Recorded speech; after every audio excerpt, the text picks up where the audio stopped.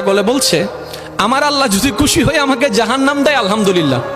এবার শিক্ষিত সমাজ যারা আমাদের মতো কিছু আছে না, বেশি পণ্ডিত, এবার যাই বলতেছেন আসলে সবাই চাই জান্নাতে যাইতে, এই পাগলে চাই জাহান্নামে যাইতে।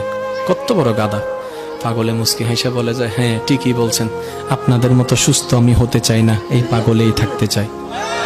এবার তাদের একটু টনক লটলো, কয় কেন? সবাই চাই জান্নাত, তুমি চাচ্ছ জাহান্নাম।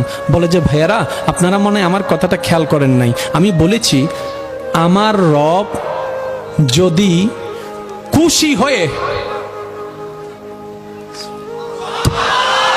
আমার রব যদি খুশি হয়ে আমাকে জাহান্নাম দেয়, আমি সেটাও নিতে রাজি।